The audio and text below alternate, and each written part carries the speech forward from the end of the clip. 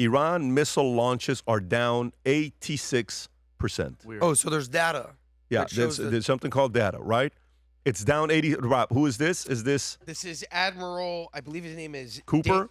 Admiral Cooper. 4-star. Brad Cooper. Brad Cooper? Bradley And what's he Cooper, saying? respect to you. Great role. This is where he gives an update on the amount of Iranian missiles that are being shot right now. Okay, go for it. Then if I just look back over the last 24 hours of the operation compared to where we were at start, ballistic missile attacks have decreased by 90% since day one. Drone attacks have decreased by 83% since day one. Having said this, we remain vigilant. Our strikes against the Iranian Drone Navy attacks have were down what? intensified. 90 You may have heard the 87. president say just a little while ago that we have sunk or destroyed 24 ships. That was true at the moment. We're now up over 30 ships. Ships. And in just the last few hours, we hit an Iranian drone carrier ship, roughly the size of a World War II aircraft carrier. And as we speak, it's on fire. I mean, It's just. So you know what that is? By the way, Oh, have you seen the saying it pictures with of those? such a straight It looks face. like a It could beehive. almost be a comedy skit. Yeah. Yeah, Tom, go ahead. No, what he's talking about here is these ships that they make to hold the drones. They look like beehives. And so we figured out where they were launching the drones from, and we hit the ship. So all the drones and stuff that were on the ship, and when they hit those, they burn, and then they suddenly go up because the munitions that are on there goes up. So it's basically we hit one of the beehives that's launching the drones, which is why the drones are down 83%. and by the way, this is a periscope footage of U.S. Navy submarine torpedoing, which we haven't used in a while, an Iranian frigate Dana off the coast of Sri Lanka. This Frigate. is Rob. Look at that. That's an Iranian ship, and our sub is using a torpedo. We're going old school. Watch the right side. Bye. Oh, my God. Bye. Yeah. That's how we roll, homie. Wow. And by the way, so on Fox yesterday, they were talking about, Rob, is this the clip about laser? Yep. Okay, go for it. Watch this, folks. No, but you always want to keep that option open. And so far, that's not where this is going. As Trump would say, we've never seen anything like this. This is 2 times the firepower that we saw over Iraq and shock and awe. These are B-52s dropping 80,000-pound ordnance. We have artificial intelligence identifying targets. Space Force is seeing where these Iranian missiles launch from and then can take out the launch pad like that. see it come out of the We're window. shooting down Iranian drones with laser weapons. Also, kamikaze drones, we're using them for the first time ever in combat. So this is just an astonishing display of American military superiority. Probably officially marks the beginning of 21st century warfare. We have completely eradicated the 2 top layers of the Iranian leadership. The Navy's at the bottom of the sea, and their missiles were going from 80 a day to now 20 a day. The case is clear. Number 1 sponsor of terror in the world. They were ramping up their ballistic missile capabilities. They were digging deeper tunnels to enrich again. And their Navy threatens the flow of Where's the oil. So lasers? we don't care who rules He had the just country. mentioned it in They the just past. have to play All right, by so our rules. Do you want to go to this? So let me just read this. Laser weapon deployed in Operation Epic Fury as Space Force stops Iran's missiles in their tracks. This is a New York Post story, okay? Iran's weapon debris blown to pieces or mechanically crippled keeps dropping from the Middle East sky. For that, we can thank heat-seeking satellites, military-grade malware, and radar jamming software, all made in America. New technology laser weaponry has been used against Iran as part of Operation Epic Fury. The U.S. Navy destroyer off the coast of Middle East nation is fitted with a new weapon, which appears to be high-energy laser with integrated optical dazzler and surveillance halo systems. The laser is a state-of-the-art device with steerable head, able to concentrate on intense, tightly focused beam of energy and takes out drone. The Space Force. Tom, what can you tell us about this? So I'm wondering who leaked this story, and why are we talking about some of the most advanced stuff? Remember after when we went to get Maduro, and they said, "Oh, I was getting migraines, and we were falling down." And remember what it Havana was? syndrome? No comment, no comment, no Yeah. comment. And it's like, were we using energy? Where energy weapons or alternative weapons? We have no comment I about think Caroline Levitt tweeted something about that, and it sounded a little bit like, do you remember that? Was We're it like, wait a like minute, this sounds mysterious? too perfect. Yes. Yeah. that. Correct. So now we're coming out with a lot of detail about how it works, and what it does. So the answer is, there are advanced weaponry that the average person, has not become aware of, and now is rolling into the lexicon of news coverage on international war. And these weapons are important because, remember, the analysis of the interceptors, how many interceptor missiles you have, is the assumption that you have to use a Patriot missile and an interceptor to get all of the incoming rockets. And Mark pointed it out on Business Wednesday very well with a chart. Well, that chart is true only if there's not alternative weapons that will also take these things down. And so what you're seeing here, I'm wondering if we aren't kind of talking to Russia and China here, is pointing out is like, you know what, if you want to send that crap over here and you want to help Iran through the back door, we're going to take this stuff down. So think about this.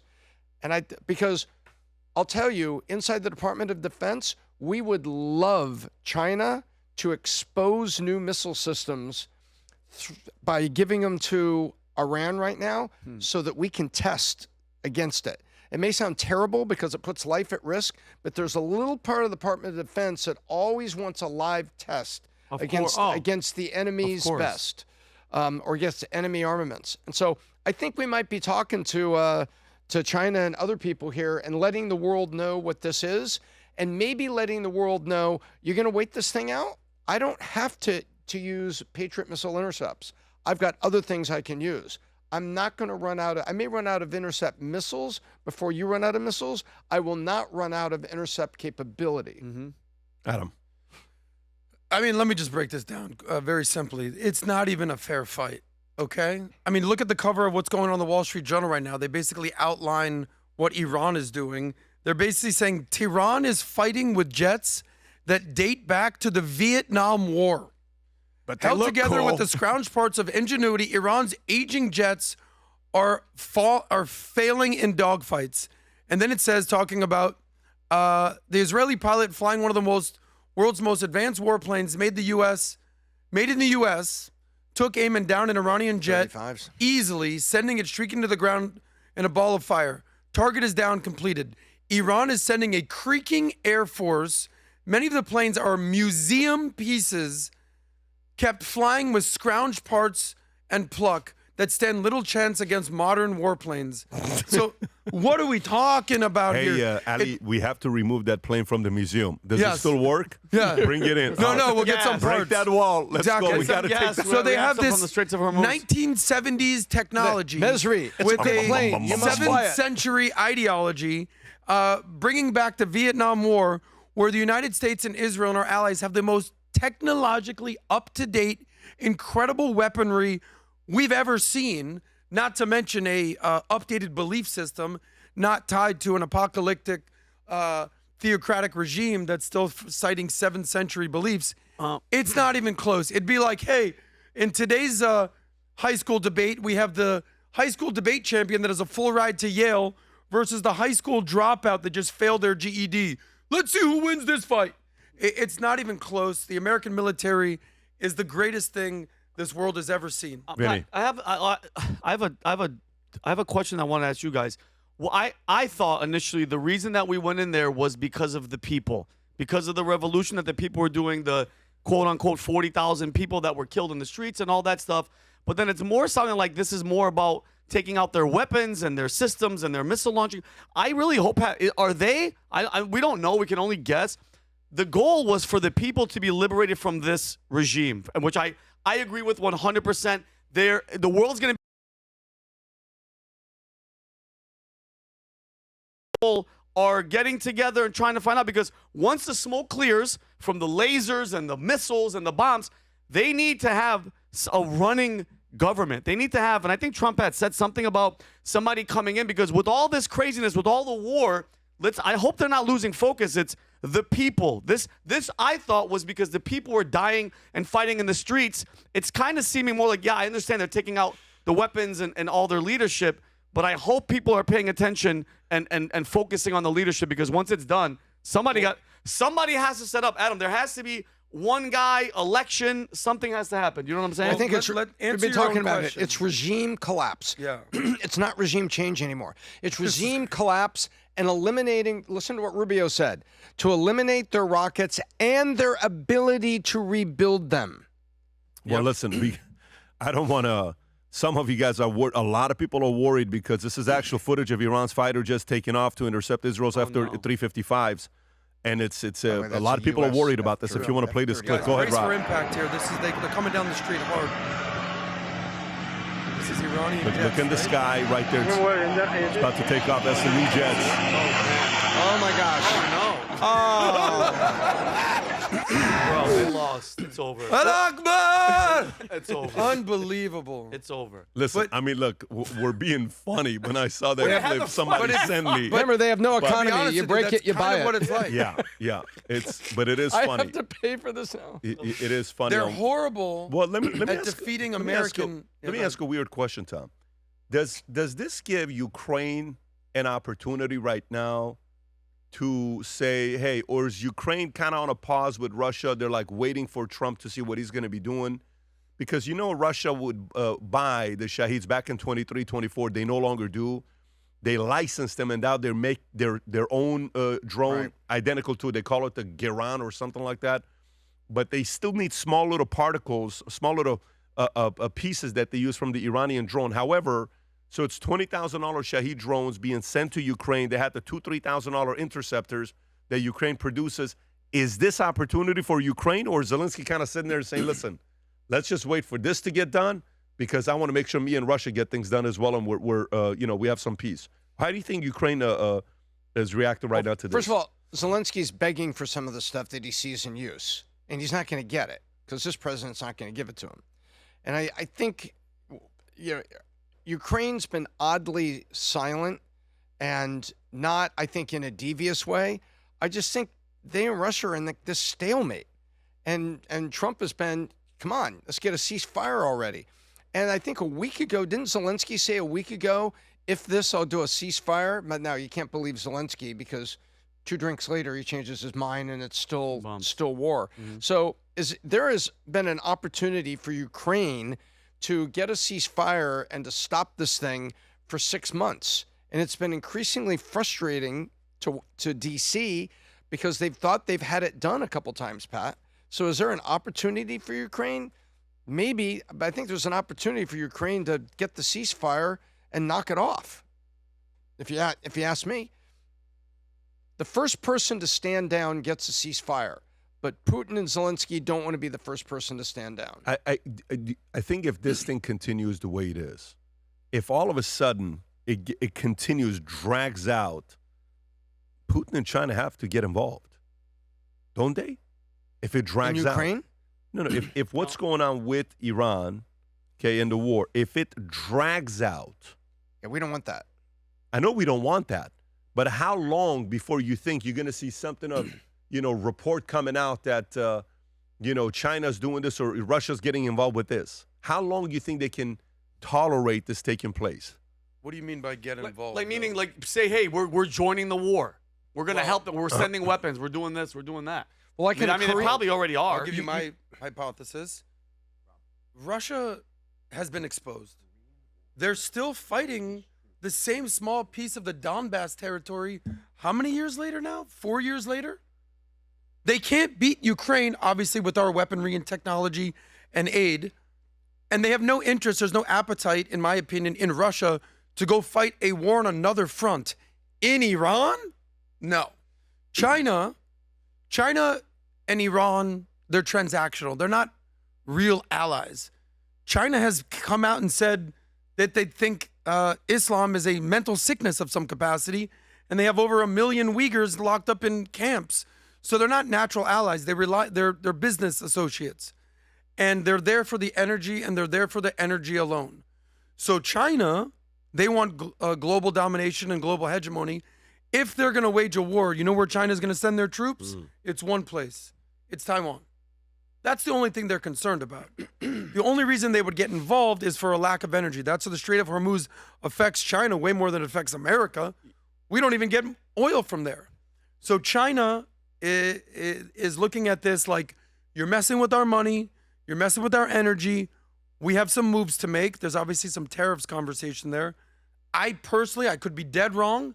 I don't see Russia and China sending troops Oh, at all. Adam, you're Maybe right. military No. aid, but No, zero troops. No, because So the moment. let's look at a piece of history. I'm sorry. No, because the moment, Tom, and please say your point. The moment they send troops, that means you want to go to war, and then it's over, Adam. What if Russia sends troops to Iran to fight America? It's over. Then it's World War III. No, bro. And then China gets involved, and then it's no.